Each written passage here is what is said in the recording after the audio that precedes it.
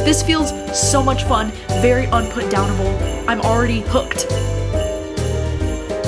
Hey, how's it going? Welcome back to my channel. My name is Gabby, and today we're going to be starting on a Christmas-themed reading vlog, where I'm going to be reading 4-ish Christmassy books. I say ish because, you know, one of them sadly ended up being a DNF, but I do get around to 4 different things in this vlog, and this vlog is something I wasn't totally sure if I wanted to make because, you know, as I've mentioned in the past, I do have some difficulty with like the Christmas books. Like for some reason, I just can't bring myself to read the festive Christmas books, but I thought maybe this year it would help me get more into the Christmas spirit if I read some Christmassy things. So some of the books that I plan to read in this vlog include The Nightmare Before Kissmas, and this one is a male-male romance about the Prince of Halloween and the Prince of Christmas. I've heard this book get compared to like Red, White, and Royal Blue, so this is one that I was really excited about and really looking forward to because I'm a huge fan of Red, White, and Royal Blue. And then the next book that I was planning to read for this vlog is The Most Wonderful Crime of the Year, which I recently just picked up from Book of the Month, and this one looks so cute. It's actually described as Knives Out, gets a rom-com twist in this rivals to lovers Christmas romance mystery. That sounds like everything that I would be looking for in a Christmas book. Like comparing anything to Knives Out immediately makes me want to like sign up right for it, and so hopefully it's a great time. I love the idea of having kind of like a cozy mystery but with some romantic elements. Like that really sounds like something I could enjoy. I'm also planning to read this book called You Better Watch Out, which this one is a Christmassy thriller. I don't really know too much about this one plot-wise, but I love a thriller being called You Better Watch Out. I'm like, is Santa gonna be coming after them? Like, I don't know what this is about, but I'm here for it. I got the audiobook for this one, so I'm gonna be doing it that way.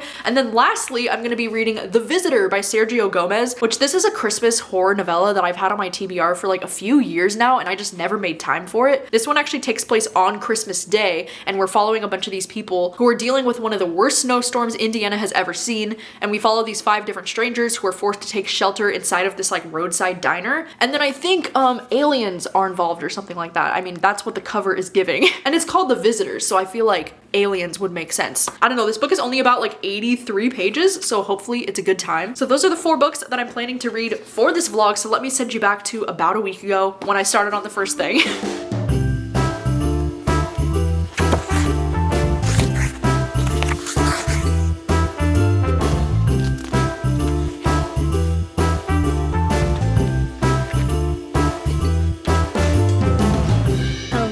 Hi, I wanted to check in for the first update because I have started reading The Nightmare Before Kissmas, and I just hit chapter 7. I'm now about 110 pages in. I've just been having a really, you know, cozy night laying in bed reading this book. You know, the nice thing about this time of year is when the sun goes down early, it makes me want to like jump into bed early. I literally had dinner at like 5 o'clock, and then I just jumped right into bed and started reading this. So it's been a nice cozy night reading this so far, and this has been interesting so far. It's feeling like it's a little bit outside of my comfort zone for some reason, because in this story we're following this guy named Nicholas, who is basically like the Prince of Christmas. And this is a romance story between Nicholas, who's the Prince of Christmas, and then this guy named Hex, who is the Prince of Halloween, which by the way, I think Hex is like the coolest name ever, and is like the perfect name for a guy who's like the Prince of Halloween. Like, are you fucking kidding me? So cool. So it's going well so far, but I guess what I mean when I say this book feels like it's a little bit outside of my comfort zone is that, you know, both of these guys, because they are princes, it almost feels like a fantasy world in a way. Not that these holidays like don't exist in the real world, but it's like, it's interesting because both of their jobs and their lives revolve around these holidays, you know? So it does kind of feel like fantasy in a way, and then it also feels like they're like a royal family or something, because our protagonist, Nicholas, he's like the Prince of Christmas, and his dad is like the current reigning like Santa Claus, you know?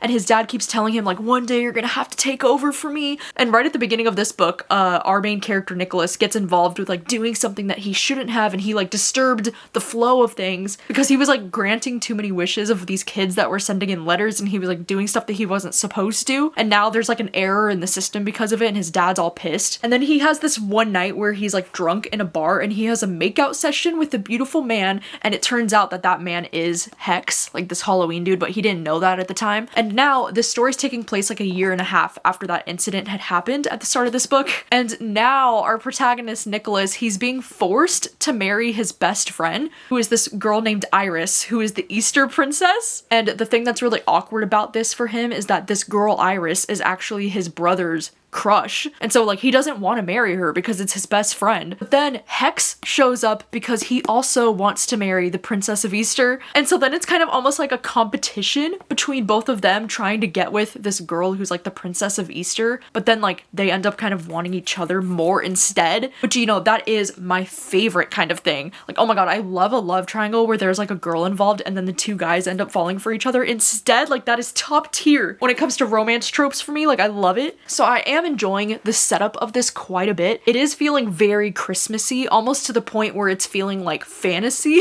in a way. Like, I don't know how to describe it. I think it's because it's talking about, you know, Christmas as if it was like a business and like an operation and like what it would look like if there were actually people like this behind the scenes working for Christmas, like to make the holiday what it is. I think it's a really unique and interesting concept actually. And I do like the chemistry and the banter that's already happening between Nicholas and Hex, even though they haven't had too many scenes together yet, so I'm excited to see more of that. I think my only complaint with this book so far is that the chapters feel so long. Like, the chapters are a little bit longer than I think is necessary. I don't know, man. I'm just such a huge fan of short chapters, you know? What can I say? So I've been trying to watch more Christmas movies during the holiday season as well, so I decided to put on Meet Me Next Christmas, and unfortunately, I wasn't the biggest fan of this movie. I don't know, there was way too much pentatonics for me. Personally, I didn't have the best time, but in the mornings, I've been trying to make this really, you know, fancier version of oatmeal that I saw a recipe for on YouTube Shorts, and you basically like let the oats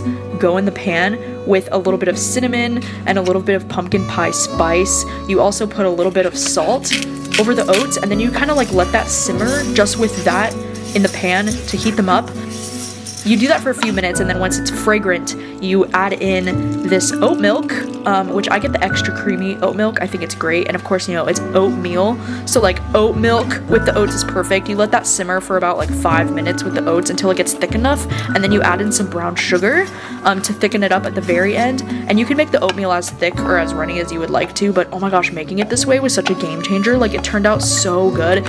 You can also top it with whatever you like. I used some of these pumpkin flax granola seeds and some blueberries, and this was such a game changer. Like, it's just such an elevated oatmeal. It's so freaking good. Highly recommend. Anyways, back to the scheduled reading.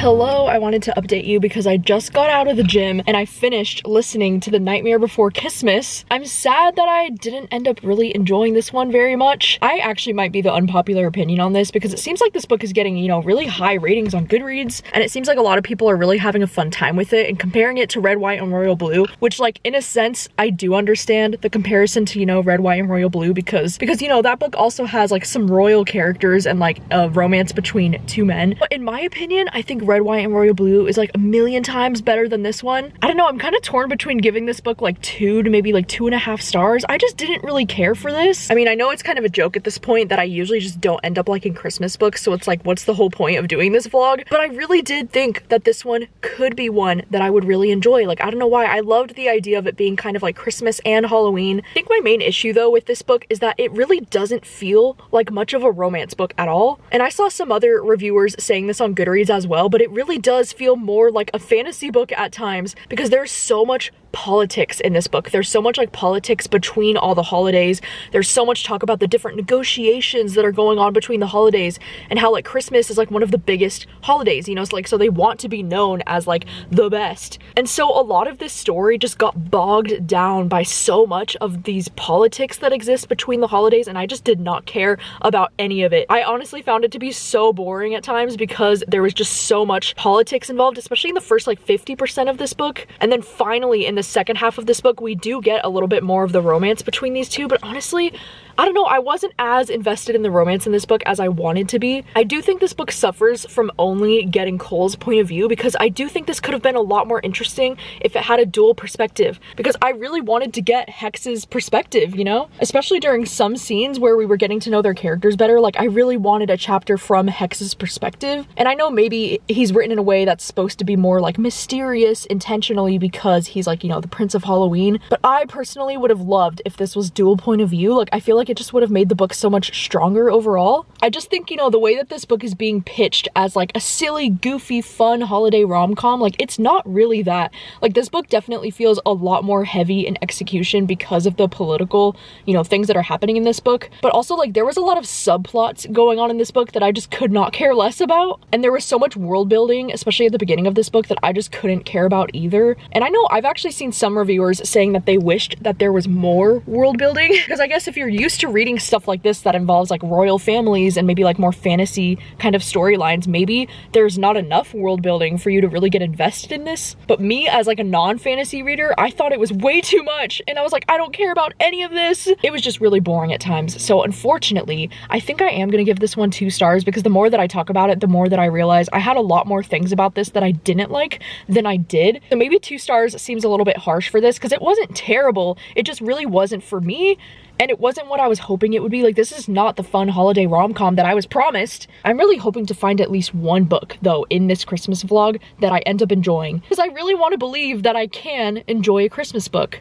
I mean, it's happened once with Kiss Her Once for me. Like, that's a book that I really loved. That was a Christmas romance book, so like, I know it's possible. Anyways, I'm going to head back to the apartment now. I need to like wash my hair and take a shower because I'm gross after the gym. And then tomorrow, I am going to be going over to my parents' house to stay at their house for the next like 2 nights, because they're gonna be driving down to spend some time with my mom's family that's in Seattle. So I'm gonna get the house to myself for the next 2 days, and it should be amazing, and hopefully I can get a lot of reading done while I'm there.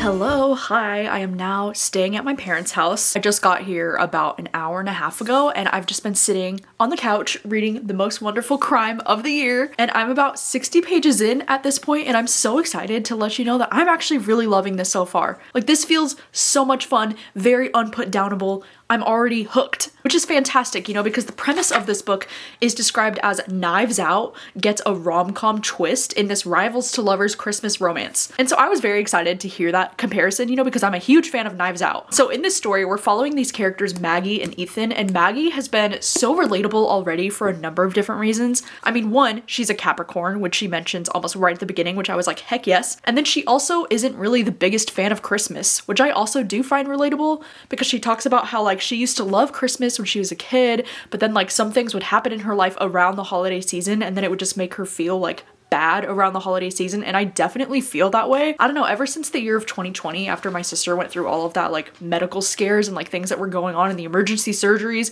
like ever since that happened to me and my family in 2020, I just haven't really been the biggest fan of Christmas. And like now at this time of year, I always feel like this doom feeling, like, oh my god, everything's about to hit the fan, or like things are about to go wrong. I don't know how to explain it, but I really connect with her in that way. I also do really liked the fact that in this book, we're getting like 2 different timelines. So we're following Maggie like in the present day when she's getting this opportunity, but then we also get Maggie's timeline in the past. And in the past chapters, it was right after her parents had died and she wasn't going to be going home for the holidays because she didn't have anywhere to go. And then one of her friends in college, Emily, this girl Emily, like invited her to spend the holidays with her family. And so we're kind of getting like 2 different timelines that both take place during the Christmas season. But what's really cool about both of these characters is that both of them are writers. And so our protagonist Maggie, she's actually like a cozy mystery writer, and then he is a thriller writer, but he writes thrillers that she describes as being like leather jacket books, which I think is like her way of saying that they're like dude bro kind of books. You know, I'm talking like the Jack Ryan, you know, like spy thrillers is like what I'm imagining in my head.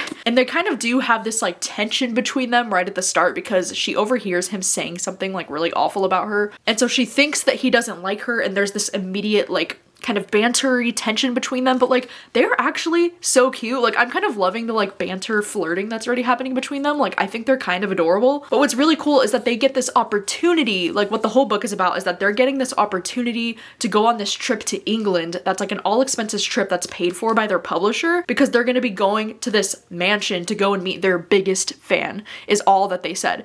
So like they don't really know what that means or like what's going to be going on at this house. They're going to be spending the Christmas time there at this mansion. But what's cool is that in this book, like the prologue of the book is a police kind of like script where they're saying like, okay, well, what ended up happening and what were you surprised by? And so like, you know that something ends up happening when they're at this mansion, but you don't know what yet. And so in this story, we get the present day when they're going to the mansion, we get the flashbacks of when she was in college right after she had lost her parents, and then we also get the police transcripts in between, kind of like foreshadowing what ends up happening at this Christmas holiday mansion thing. And I'm just having a blast with this so far. I don't know, there's something about the writing. I mean, I've only been reading it for an hour and I already got 60 pages in. Like it is just really quick to read, really easy to read. I'm really connecting with both of them as characters, but especially Maggie. I'm finding her to be very relatable for lots of different reasons, and I love books that follow writers like this. So I can't wait to continue reading this and get even more into the mystery and like why it's compared to Knives Out, because I'm having a lot of fun with that so far, and I'm already shipping this romance. Like I'm already here for them. So like, could we have a 5-star Christmas book on our hands? I mean, I know I'm still early in the book and it's too soon for me to even say that, but I have a really good feeling about this one. Like I feel like this could be, at this rate, it could be a 4 or 5-star book for me, which is fantastic since I didn't enjoy the last one. Anyway, I am here at my parents' house for like the next 2 days, so I plan to read lots of Christmas books while I'm here. And tonight I do have the booktube live show coming up in about an hour, and then after that I don't have too many plans. Like I'm just gonna have Thanksgiving leftovers for like the 3rd day in a row, which is gonna be great. Hopefully I can read some more of this book tonight, and then tomorrow I do have some sprints with Jan coming up. It should be a great weekend.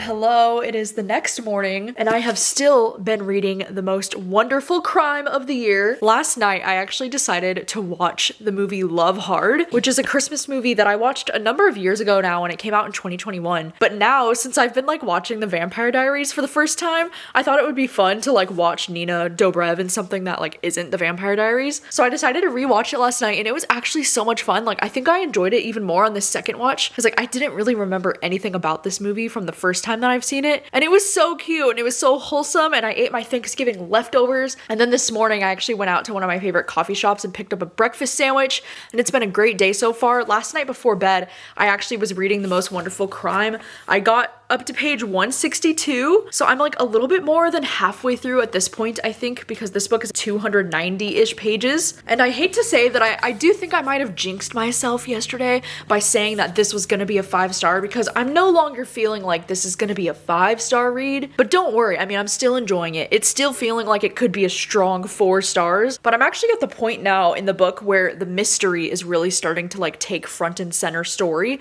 And believe it or not, but like I'm actually not the biggest fan of the mystery that's happening in this book. I mean, I'm way more invested in like the characters and the romance that's happening. Like the romance is definitely my favorite element of this book so far, but for some reason I'm finding the mystery in this book to feel a little bit too like cozy mystery, and like cozy mystery just isn't really my thing, I've come to realize. But I'm starting to realize like why this book was comparing itself to Knives Out. Like I can definitely see that comparison now, but I just don't find the mystery of this book to be that interesting. reading, and so it's making the pacing of the book just a little bit slow for me right now. Because like last night, I originally was gonna plan to like stay up late reading this last night, but then I decided to set this book aside and just read on my Kindle instead, because I was like, well, I'll finish this tomorrow. Like I'm just not that interested in finishing it tonight. So like that's how I know it's not gonna be a 5-star anymore, you know, because like I was losing interest a little bit. But hopefully today I can finish reading this. I'm actually gonna be doing some reading sprints on my Patreon with my friend Jan, and I'm so excited because me and Jan have been friends for like such a long time, but we've actually never done reading sprints together. So this is going to be a first, and it's gonna be so fun. And I think on the sprints we were talking about how we want to do like coloring sessions together on the sprints. So because of that, I might actually be listening to an audiobook during the sprints. So hopefully at some point today, whether it's on sprints, I can jump back into this one or just finish this one later tonight once we're done with the sprints. But while we're on the reading sprints, I think I'm gonna get started on that thriller, You Better Watch Out, because this is like a thriller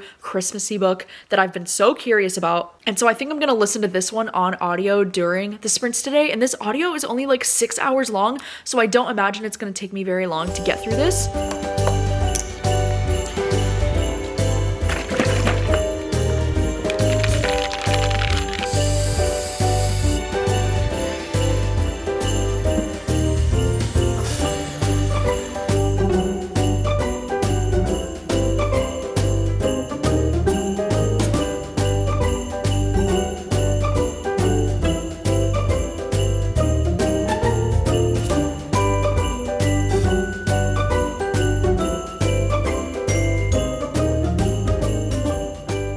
Okay, hello, it has been a couple of hours. I've been sprinting on Patreon with my friend Jan, which has been so much fun, by the way. I've also just been sitting here coloring and making progress in my little coloring book. And I've been listening to You Better Watch Out on audio. I'm actually 48% of the way through it. And unfortunately, I think I'm gonna decide to DNF this one because I'm just really not feeling it and really not having a fun time. I don't know why. This book started off interesting enough. You know, like the first chapter, I was like, okay, like what is this? Because we're following from the perspective of this guy who is like not a good person. He's literally like walking around a grocery store and he sees this elderly couple and he decides that he wants to rob this elderly couple. And then like the elderly couple sees him and they're like, hey, would you mind like helping us bring our groceries out to our car? And he's like, yes, like this is my perfect chance, like this is my opportunity. And then as he's going to like rob this couple, the guy, like the elderly man, goes up behind him and like tranquilizes him, like shoots him in the neck, and then he falls and he gets abducted by these elderly people. And in my head I was like, wait, was that Santa Claus? Was this like You Better Watch Out? Like, is it about Santa Claus abducting people? Like, I don't really know what's going on. But then after that first chapter, I feel like the story kind of takes a turn and it just kind of goes in a direction that I wasn't really expecting the story to like be about what it's about. I don't really know in the synopsis of this book if it really talks about what this book is about or not, but it's just not something that's very interesting to me. I'm not really connecting with any of these characters, and to be honest, it's kind of giving like major dude bro with the writing. Like it feels like a book that's like written for men. I don't know how to explain that. It's just a feeling that I get sometimes when I read books and I'm just like not having the best time with it. It also has like one of my least favorite things ever in like horror and thriller books, and that's like when you're reading from the perspective of a man who like gets off on other people's pain. I just don't like it. I don't like reading from that perspective. I don't like thinking about that. It's very uncomfortable and I just don't like it. Like it's my least favorite thing ever in thriller and horror books. So for me, it's gonna be a DNF because I'm not having a fun time with it. And the whole point of like reading Christmas books is supposed to be like, it's a fun time, you know, and it's not a fun time. It's not a cozy time. And it's not even an enjoyable thriller because I don't care about anything that's happening. So I've decided to set it aside for now. And I think for now, I'm going to go ahead and finish up on my coloring book. And then hopefully I'm gonna jump back into reading The Most Wonderful Crime of the Year. I think that's what I need to do.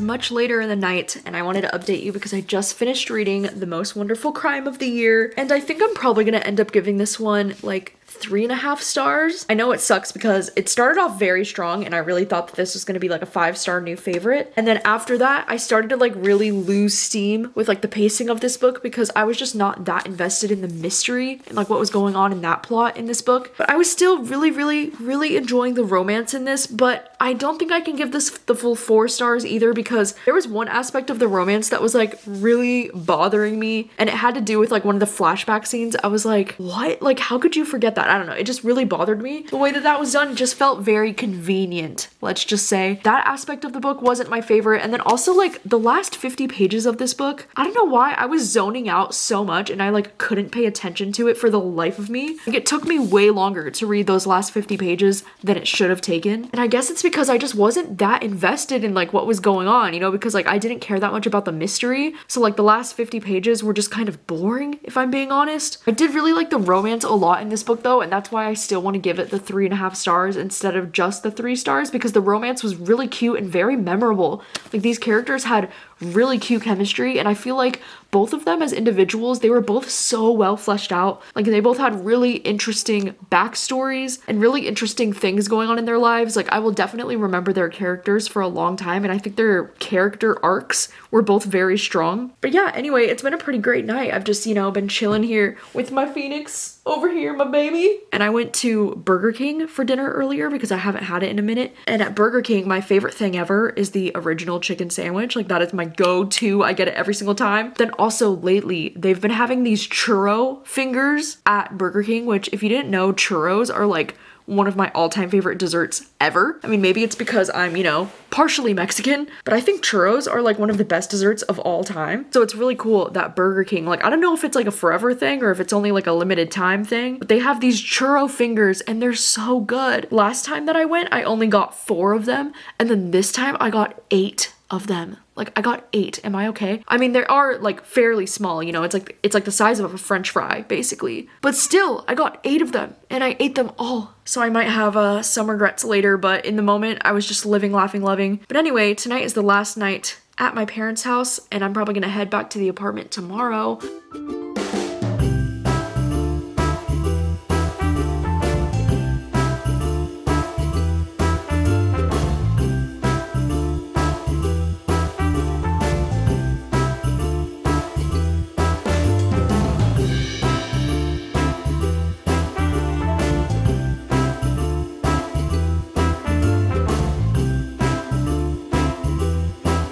I wanted to check in for the final update because I just finished reading The Visitor by Sergio Gomez. I've actually been reading this over the last 2 nights, which is saying something because this book is only like it's only like 83 pages and it took me 2 nights to read it. And I'm at the point in my Kindle journey where like I'm preferring to read books on the Kindle instead of physically, because I literally own this book, but because I was reading it at nighttime in my bed, I was like, well, let me just see if it's on Kindle Unlimited, and it was on Kindle Unlimited. So I literally just downloaded it on the Kindle and read it on my Kindle, which is crazy to say, you know, because I've always been a really big physical book reader, but there's something about reading this Kindle in bed at night. Like I can have all the lights off and it's just so nice. I've been doing that a lot lately, but this book was unfortunately not really an enjoyable time for me. I mean, like I said, this is a novella. It's only 83 pages long. We're following this group of people who are in Indiana and they're experiencing like one of the worst snowstorms that Indiana has ever seen. And so we're following a number of different characters who get trapped at this diner. The main guy that we're following is this guy named Xavier and his dog. So there is like a big dog character in this book as well. And then it's about how some like weird shit starts happening while they're at this diner and they start to suspect that there might be an alien out on the loose. And I don't know, okay, for me, this book just felt very cringy and very cheesy. Like, I don't think this book had any real suspense.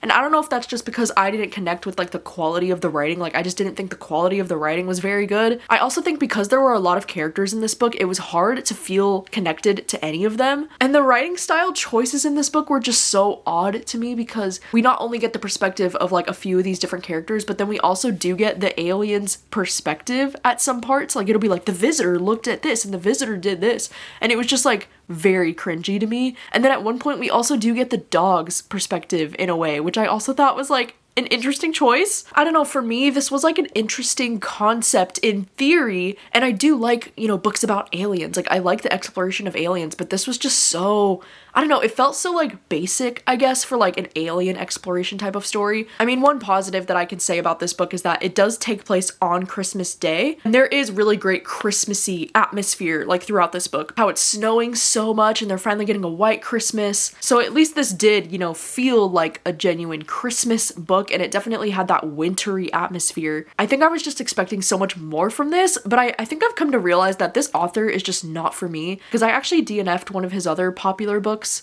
That's like The Cabin, something at the Cabin. I don't know, it's been a few years since I've tried to read anything from this author, but I think after this experience, I think I can confirm that this author is just not for me writing-wise. I just don't really connect with this author's writing at all. I think I'm gonna give this one 2 stars. Like, I didn't really hate it, but I didn't see a lot of redeeming things about this one either. But what an unfortunate way for me to end this vlog. I mean, I think if anything, I'm just confirming the fact even more that usually Christmas books are just not for me. Maybe I should just stop trying altogether, but I did have a fun time with The Most Wonderful Crime of the Year. I had a good time reading this one. For the most part, it was pretty fun. That is going to be a wrap on this Christmas reading vlog. So if you've read any of the books that I read in this video, please let me know what are your thoughts on them. And if you have any other Christmas book recommendations for books that you think I could enjoy, then definitely comment those down below and maybe I can get around to those next year and have a better time with them. I don't know. It's like, do I give up on Christmas books completely? Or do I keep trying? I don't know. But thank you so much for watching as always, and I will see you very soon with another video. Bye.